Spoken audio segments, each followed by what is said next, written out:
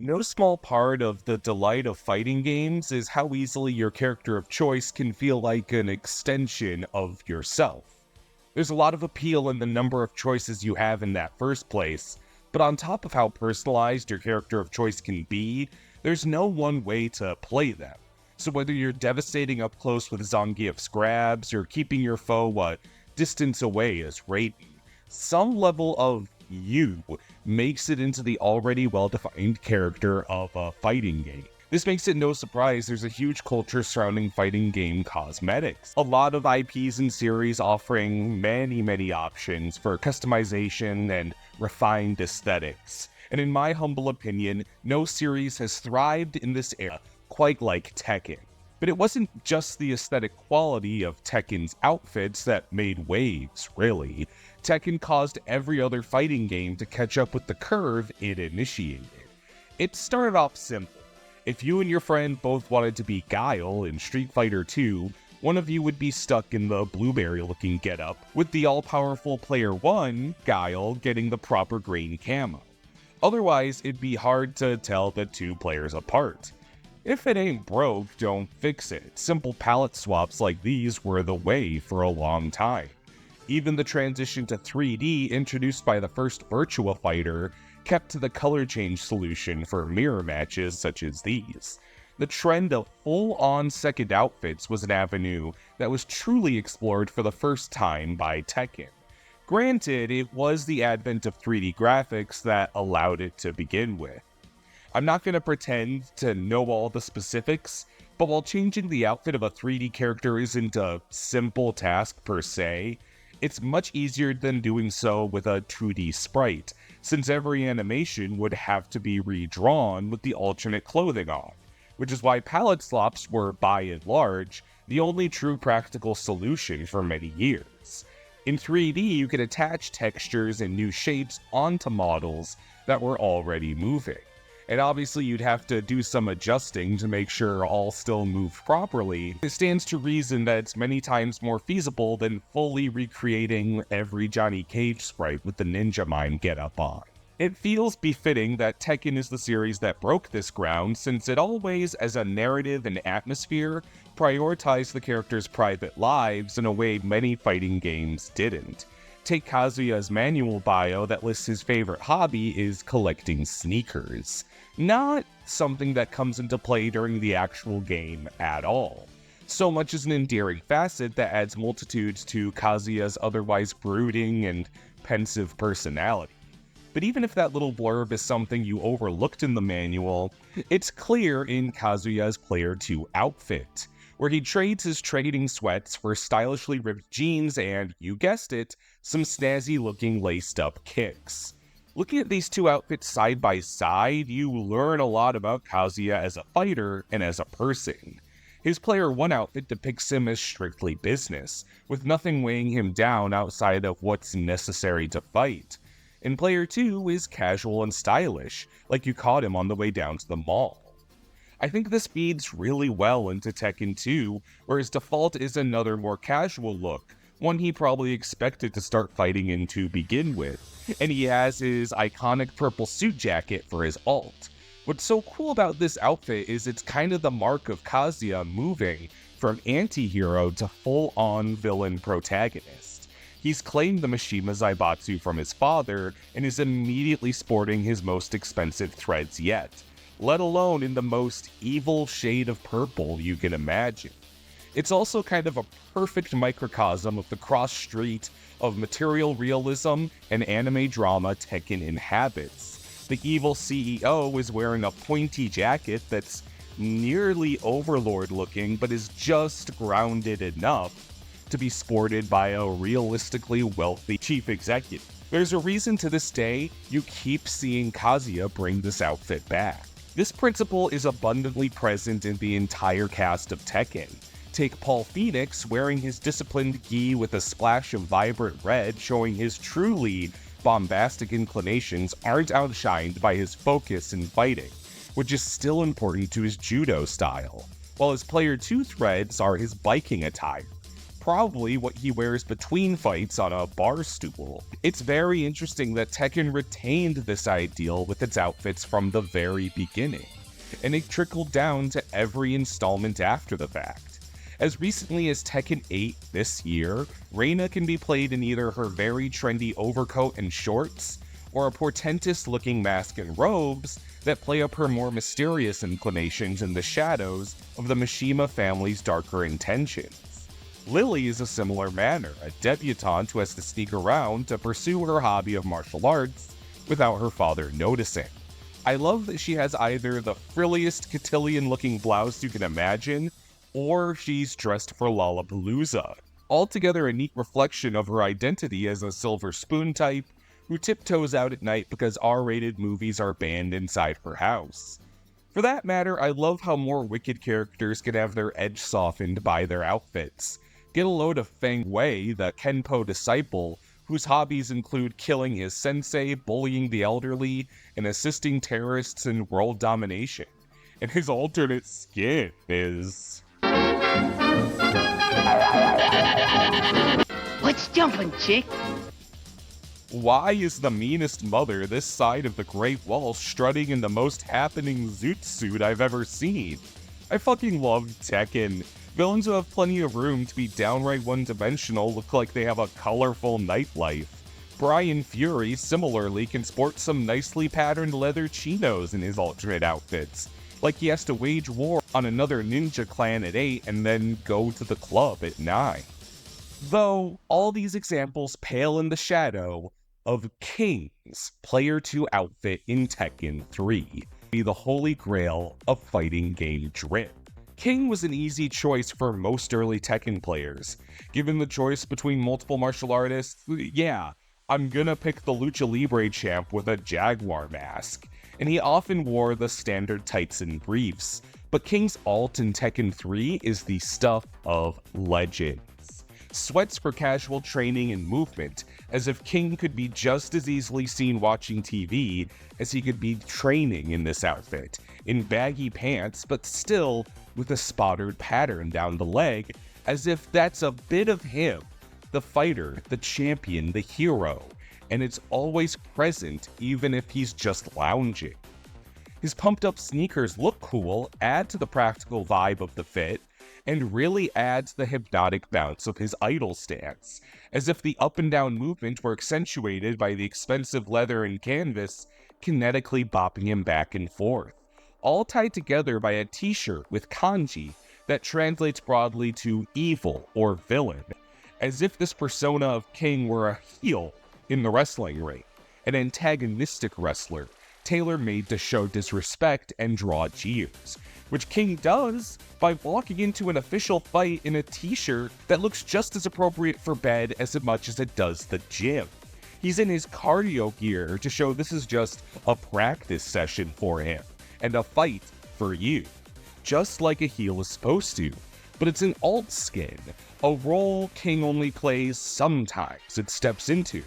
His true self is in that stripe that matches his mask, the animal, the sportsman, the king.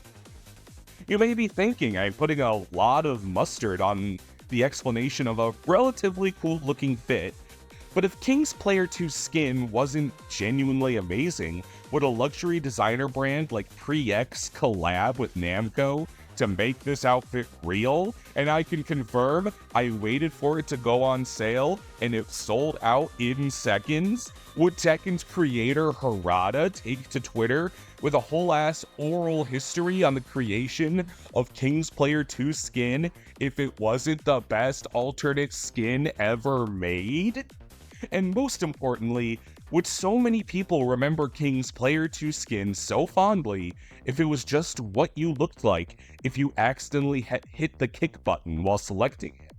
If it just looked cool. It shows a whole aspect of King's personality, routine, and character that you never glean without it. Surprised a simple alternate outfit can humanize the masked wrestler with jaguar growls? How about the bear? Kuma often goes to fight naked, perhaps hiding a little shame with a bandana. He's Heihachi's pet bear. I don't think anyone ever judged him, but in Tekken 4 you throw on this sort of snug t-shirt. He works it, and notably, this is the game that makes the biggest point of Kuma's favorite hobby being watching TV, to the point that he peers into strangers' windows while training in the wilderness, as if to imply he's imitating people on TV by taking on the threads of civilization. If you really want to stretch it, I've always felt the shade of orange Kuma wears in this game looks strikingly like that donned by fans of the Chicago Bears. Likely a coincidence, but a little too cute for me to fully think it was unintentional. So maybe Kuma was watching some NFL on the boob too. It was after Heihachi's death in Tekken 8 that we see the most disciplined Kuma, wearing a headband and gi similar to his late masters, and even taking on some of his moves. Kuma's personality has always been known for being a bit frivolous, but there's no doubt that he's loyal to Heihachi, and you need look no further than his disciplined attire to glean how far he's been wasted by the old man's death from the television addict we saw in Tekken 4. That said, the sort of ill fit of the outfit indicates that deep down, Kuma's still kind of a big child who's more like Heihachi's oversized, rambunctious son than his steadfast bodyguard. He's the same goofball grizzly deep down. Alternate skins don't just show aspects of a character within one game, but their turnover from installment to installment, which can speak volumes about the character themselves. And that's to say nothing of how real-world inspirations can flavor this further. Newcomer to Tekken 8, Azucena Milagros Ortiz Castillo, is characterized by her enthusiasm for coffee, befitting her origins from sunny Peru. Her infectious fighting style resembles MMA by way of fast-paced dance, chiefly informed by the fact that she's constantly on a caffeine buzz. But her alternate attire is reminiscent of hip-hop culture, which reminds me of the Peruvian custom of Quechua rap. The Quechua people are an indigenous population hailing mostly from Peru, where they frequently endure scrutiny from many who would romanticize more dominant and modern cultures of the region. People of the Quechan background have long been reclaiming their language and pride in their heritage, no small practice being writing modern-sounding hip-hop music in the ancient language of their ancestors to perform for audiences today. To perhaps little surprise, the Quechan people are closely associated with coffee, with many brands using the people's history and imagery to demonstrate authenticity and quality. I think it's safe to assume one can tie a ribbon on those two major cultural influences, blending into really everything about Azucena, which researching for this video really helped me realize what an idyllically inspired character she really is. Azucena's neighbor within South America is the Brazilian Christy Monteiro, who sports aesthetics reminiscent of Brazil's carnival culture, most notably Carnaval de Rio. Most probably the biggest landmark of Brazilian culture, their biggest day of celebration that occurs right before Lent. Carnaval was introduced to Brazil by Portuguese settlers, and it became a tradition the people of Rio thoroughly made their own, which I kinda like to tie back in my head to Christie's origins as a trainee alongside Eddie Gordo in his capoeira fighting style, adapting and acclimating his moves as the Brazilian people did the customs of their colonizers. A less strictly contemporary example would be Asuka Kazama, known for her exuberant and headstrong personality, which is reflected by her sporty-looking primary attire and contrasted by her consistent alternate.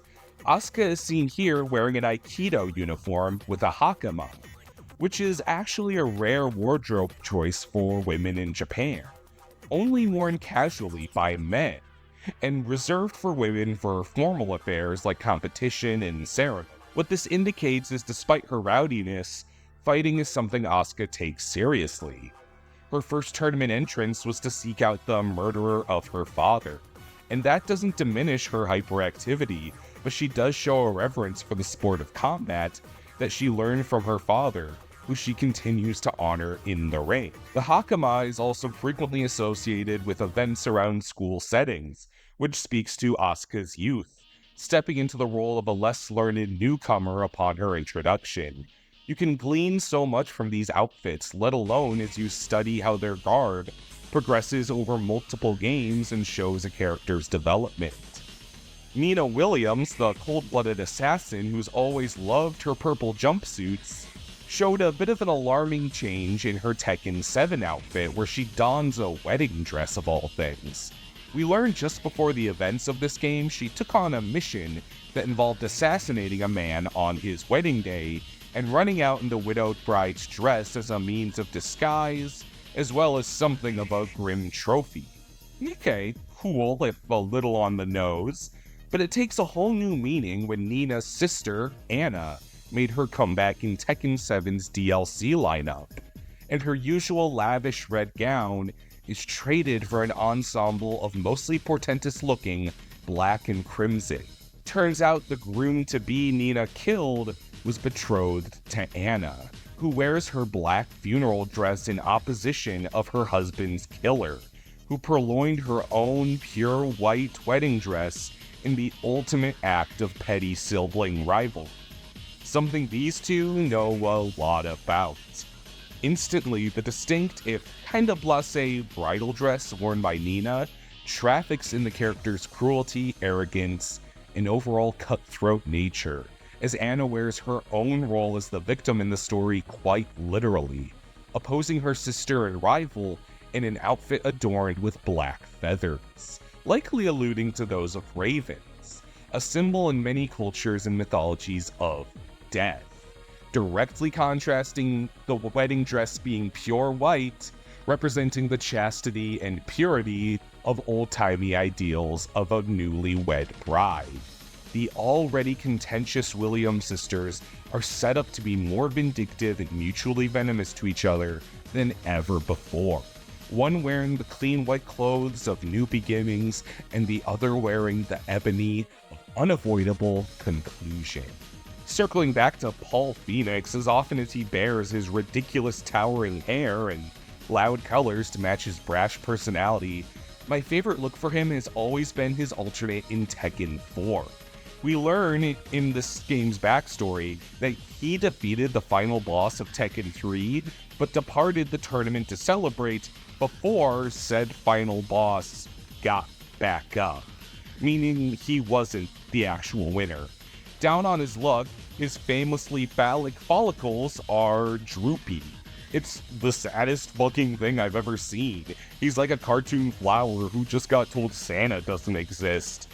It all adds to this sort of grunge grease monkey aspect of Paul's character. Maybe you too would look like Kurt Cobain if you called your Uber before the boss battle went into his second phase and you missed out on a real championship. Tekken 4 also introduced Craig Marduk, a combatant who was well within the public eye when his poor sportsmanship and personal conduct destroyed his career as a famous fighter. You see this in his first design. He's wearing what looks like competition standard mixed martial arts gear, and he's covered in sponsors and logos. And you get this sort of before and after when you look at his second outfit. He's grown his hair out and still retains some seriously expensive taste in clothes and jewelry, but he's more covered up as if he's trying to keep to himself a bit. Like the new hairstyle is trying to deter from his sort of iconic bald look, so no one recognizes him as that jerk on TV. While flaunting his materialistic side still, like, hey, just because he's keeping a low profile doesn't mean he can't paint the town red a bit. A mentality you can imagine followed Marduk as he strolled into a bar, had one too many, and made a rival for life with King by killing his coach in an intoxicated brawl. Within that same game, you get the comparable story of Jin Kazama. When he was a fresh kid in Tekken 3, even if he was a bit stoic, he liked showing off in those hot rod leggings, which is why the tracksuit hoodie is a bit of a shakeup in the next game. This game's story reflects Jin's own crisis over his choice of fighting style. Feeling less comfortable with his mom's Kazama style, the more he brushes shoulders with the likes of Heihachi Mishima. In Tekken 4, he pivots into a user of karate, all while donning a more subdued color scheme. complete with a hood to hide those spirited spikes. But like I talked about with King earlier, there's still a vestige of his core. The flames are still there. The hoodie never comes back as a primary look for Jin, but this is what he wore when he turned down a challenge from his lifelong rival Poirot, who's always been vibrant and exposed and vulnerable, and refuses to let Jin give up on being a fighter or his nemesis. And this is kind of what I see as Jin getting pulled out of that funk. The hoodie never comes back as a primary look for Jin, but I like it as the thing he tried once during his sad boy era. It's also neat that Jin's hoodie was his last new fit before Tekken 5 introduced his devil form, as if a heavy swaggy hoodie he used to distance himself physically is sort of a manifestation of his own safeguard between himself and his monstrous side. And I just can't think of any other games where I can say all of that about a character wearing a hoodie. And I think that's what makes the designs of the character outfits in Tekken so damn special. I hope it's amply clear at this point that the cast of Tekken brings a savoir-faire that not only looks fly as hell, but teaches you something about the characters wearing it.